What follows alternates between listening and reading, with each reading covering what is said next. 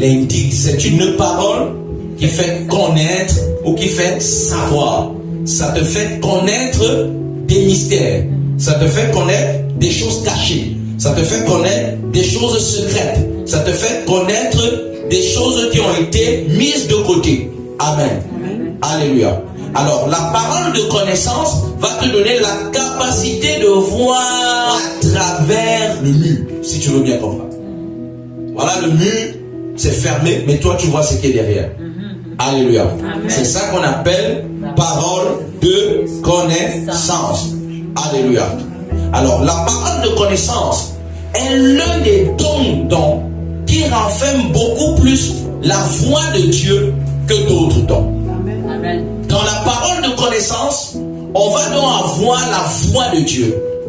Amen. Amen. La parole de connaissance peut venir premièrement comme la capacité de percevoir. Dis-moi percevoir. Percevoir. Percevoir, c'est voir à travers. Dis voir à travers. Voir à travers. Alors, quand on est enfant de Dieu, dans la parole de connaissance, on a ce qu'on appelle les visions. Dieu va dire dans Nombre, je pense chapitre 11, à partir du verset 6, quand il y aura un prophète chez vous, c'est pas des visions et des songes que je me ferai connaître à lui. Amen. Parole de connaissance. Amen. Il dit, je vais me révéler à lui par quoi? Les songes et les visions. La parole de connaissance renferme les songes et les visions. Amen. Lorsque quelqu'un voit un songe, il a ce qu'on appelle la parole de connaissance. Amen. Lorsque quelqu'un voit une vision, il a ce qu'on appelle une parole de connaissance. Amen. Une parole qui lui fait savoir. Maintenant, que le mot parole ne vienne pas vous induire en erreur. Parce que Dieu parle tantôt d'une manière, tantôt d'une autre, mais l'on n'y prend point garde. Il parle dans les songes ou dans les rêves quand les hommes sont endormis sous un profond sommeil. Amen. Il met là le son à ses instructions. Amen. Ah oui, nous dit Job 33, verset 14. 14 à paradis. Amen. Amen. Maintenant, Dieu, donc, quand on dit que Dieu parle, ça ne veut pas dire que c'est forcément une voix que tu vas entendre. Ou un ainsi parle l'Éternel. Non. Dieu parle aussi par les visions. La parole de Dieu peut être aussi une image que tu vois. Il dit à Ézéchiel et à Jérémie, qu'est-ce que tu vois? Et Ézéchiel ou Jérémie va lui dire, je vois une fournaise Adam. Ça c'est Ézéchiel. Mais Jérémie va lui dire, je vois une branche d'amandier. Et Dieu va lui dire, tu as bien vu, car je veille sur ma parole pour l'exécuter. Amen. Comment il peut dire qu'il veille sur sa parole? Amen. Amen. Il a donné quelle parole? Il a donné une vision, mais il a expliqué que cette vision-là, c'est sa parole. Oh my God. Amen. Nous allons encore voir dans Habakkuk, la Bible dit, je me tenais à mon poste pour voir ce que l'Éternel me dira. Amen. Mais il dit que pour voir ce que l'Éternel va me dire. Mais en français, on dit pour entendre ce que l'Éternel me dira. Mais lui dit pour voir. Pourquoi? La principale activité d'une sentinelle, c'est voir. Amen. Donc, Dieu parle par les visions. Cela signifie que la parole de Dieu te concernant peut venir sous forme d'image. Amen. Amen. Sous forme d'image. Donc de quelque chose que tu regardes. Amen. Amen. Alors Dieu vous conduit, les amis, d'une manière ou d'une autre. Amen. Certains, ils n'ont pas l'habitude d'avoir de fortes prières. Mais cependant, ces gens-là ont quand même les visions. Pourquoi Dieu donne des songes aux gens? Quand on dit vision et songe, on met juste la différence parce que l'un se produit quand on dort, l'autre se produit quand on est éveillé.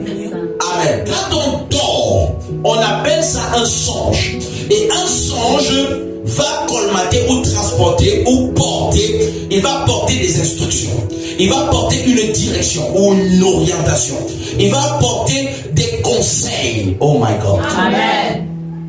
On dit c'est là qu'il met le cachet à ses instructions. Amen. Donc il te confirme par les songes ce qu'il attend de toi.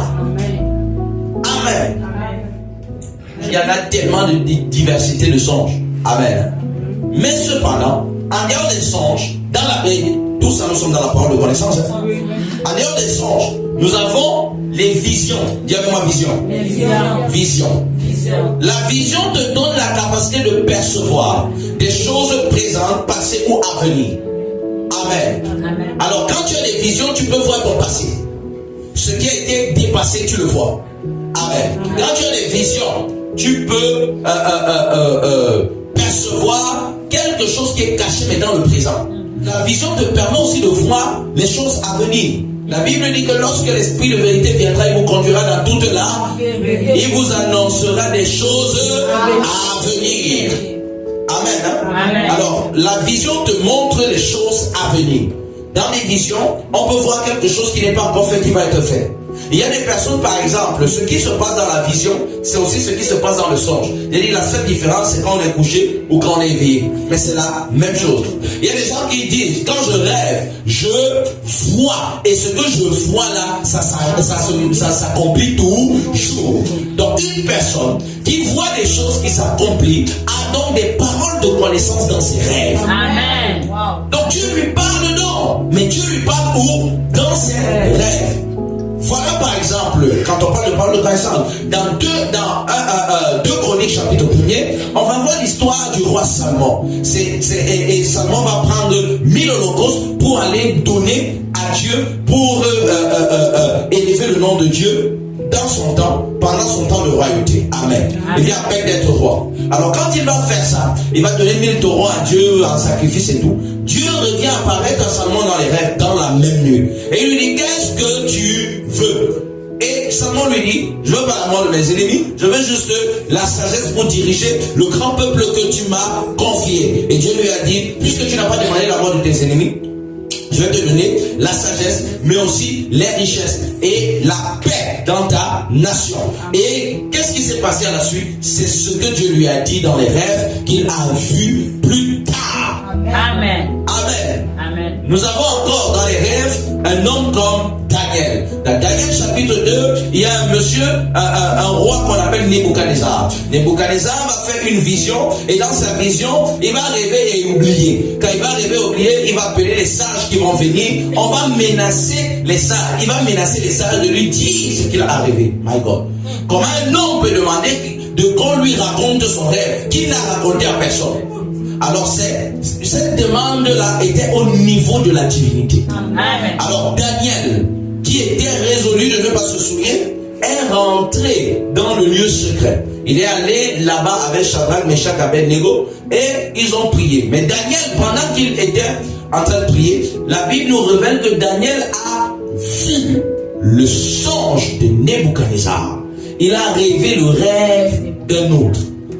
Parole de connaissance. Alléluia. Amen. Amen. Amen. Alors, il est venu, il a expliqué à Nebuchadnezzar. Et Nebuchadnezzar a mis ses genoux au sol. Nebuchadnezzar a glorifié l'Éternel, le Dieu de Daniel. Amen. On le fera pour toi aussi au nom de Jésus. Amen. Mon frère, ma soeur, ne néglige pas tes visions. Ne néglige pas tes songes. À l'intérieur là-bas, il y a des choses suffisantes pour ton avenir. Amen. Ah oui, il y a des instructions pour ton avenir. Dans tes rêves. Dans tes rêves, il y a aussi parfois les sous-vertus de nouvelles saisons. C'est dans les rêves parfois qu'on les perçoit.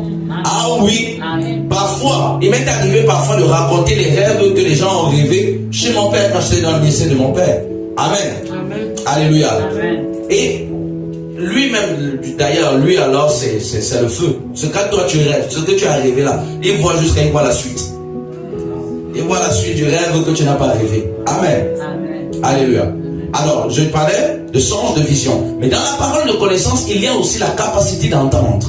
Donc, la capacité d'entendre. Bon, les gens appelaient ça les dons de vision, dons d'entendement. Bon, ce ne sont pas des dons, mais ce sont des canaux à travers lesquels la parole de connaissance peut passer. Et souvenez-vous, j'ai dit que la parole de connaissance est le don qui connecte. Le don qui connecte. C'est la capacité de connaître, la capacité de savoir, mais de manière surnaturelle.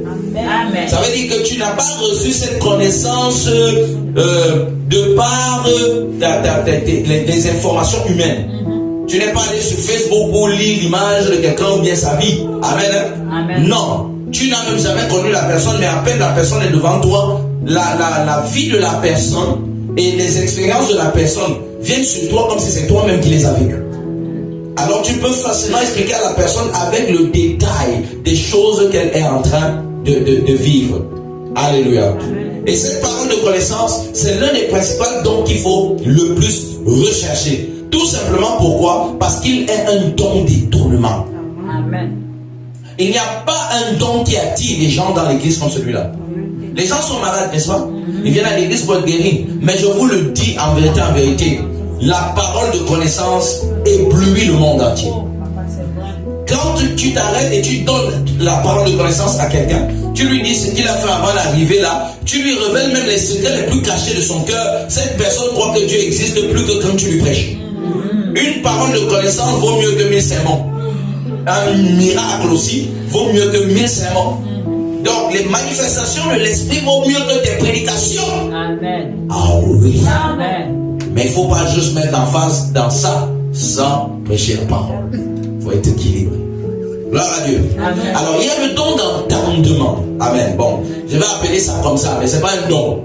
Amen. C'est la capacité d'entendre. Je vais prendre l'exemple de Roi chapitre 6 où le roi d'Assyrie, va se retrouver en train de vouloir faire la guerre à Israël. Il met des embûches partout, mais Israël, le roi d'Israël et l'armée d'Israël continuent toujours à ne pas tomber dedans. Alors il va appeler son clergé, il va lui dire, mais dites-moi, vous refusez toujours de me dire qui est la taupe au milieu de nous, le traître au milieu de nous. Et c'est là où l'un de ses particuliers lui dit, non, mon roi. Il lui dit, non, mon roi, il n'y a pas de traître ici. C'est juste que il y a un prophète en Israël qui entend tout ce que le roi dit sous sa couche, même à sa femme, à l'oreille. Amen. Amen. Le don d'entendement, ça veut dire que quand le roi parlait à sa femme, demain on va aller attaquer Israël comme ça, comme ça, comme ça, Élisée le prophète, son oreille était aussi, en fait il avait la même expérience que l'oreille de la femme du roi qui entendait. Donc c'est comme si le roi était en train de dire à l'oreille d'Élisée que voici on va aller attaquer demain Israël. Ah, tu n'as pas compris. Amen. Amen. Hein? Amen. Non, je veux que tu comprennes. Amen. Ça veut dire que quelqu'un, regarde, imagine-toi comment tu es en train de parler à ta soeur. Tu vois un peu? Non. Imagine-moi en train de parler à ta soeur, mais toi tu entends à ton oreille comme si c'est à toi que je suis en train de parler. Voilà comment Élisée entendait. C'est ça le don d'entendement. Ce n'est pas seulement une histoire que tu entends seulement la voix de Dieu. Non, tu penses et entends ce que les hommes disent. Amen. Ah oui, Amen. quelqu'un peut être en train de parler de toi chez lui. Tu entends sa voix au point où tu vois même la vision. Amen. Tu le vois en train de parler, tu entends. Ah oui, Amen. j'ai eu ces expériences. Je sais de quoi je parle. Amen. Amen.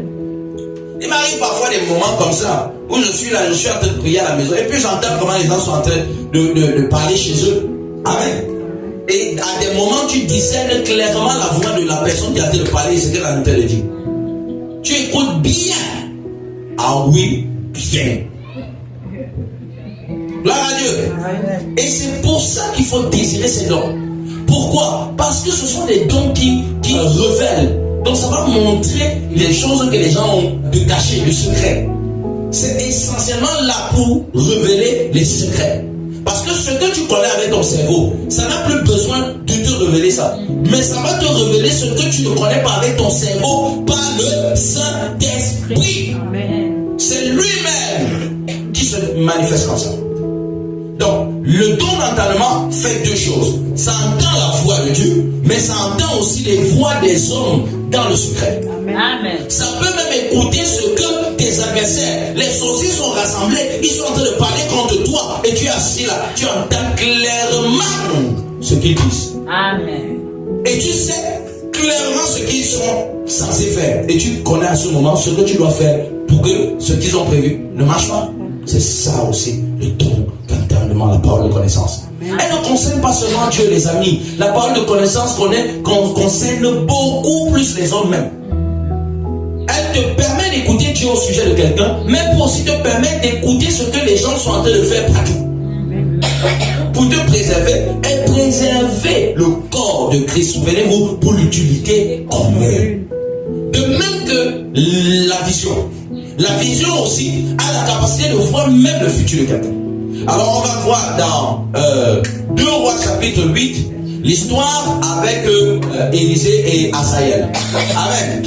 Le roi d'Assyrie va lui dire que va demander à Élisée si je vais guérir. Élisée lui dit, oui, il va guérir, mais Dieu m'a révélé. Dieu m'a révélé. Les dons de révélation, il m'a révélé qu'il mourra. Ensuite, Élisée le regarde, il le fixe longtemps. Après, Élisée coule des larmes. Il pose la question à Élisée que, mon Seigneur, pourquoi vous pleurez? Et il lui dit, parce que je sais ce que tu vas faire à Israël. Tu vas les tuer, tu vas. Il a cité plein de choses à l'intérieur. Amen. Alors, quand Élisée dit, je sais, Élisée a su à quel moment? Quand il le regardait. Alors, la parole de connaissance n'a pas que les visions. Elle a aussi la capacité de savoir. Elle le sait. Elle le fait. Alors, comment tu peux savoir? Premièrement, écoute très bien et attentivement, parce que si tu dois pratiquer ça comme je suis en train de te dire. Pour donner une parole de connaissance à une personne, ou pour recevoir la grâce, pour savoir ce que quelqu'un a besoin, ce qu'il vit et tout, il faut parfois le regarder attentivement. Pourquoi? Parce qu'en le regardant, tu seras tellement concentré que tes yeux spirituels vont faire pouf. Et ça va commencer à voir ce qui est caché. Et je puis te dire, lorsque cette capacité de savoir ce que les gens ont dans leur cœur va arriver chez toi, tu vas découvrir une chose: l'homme est hypocrite. Amen. Et que tout ce que tu vois souvent, c'est la parade. Amen. Je vous dis la vérité. C'est ce que ces dons-là nous révèlent. Mais une fois que tu as été informé, c'est bon. Parce que quand tu vas découvrir, ça ne va plus rien te faire. Tu connais que l'homme est comme ça. Alléluia. Alors c'est cette capacité spirituelle et surnaturelle que quand le Saint-Esprit est en toi, il te donne de savoir. Or, la capacité de savoir là, elle ne vient pas seulement en sachant juste. Amen. Il peut arriver des moments où tu es comme ça, tu sais seulement. Hein?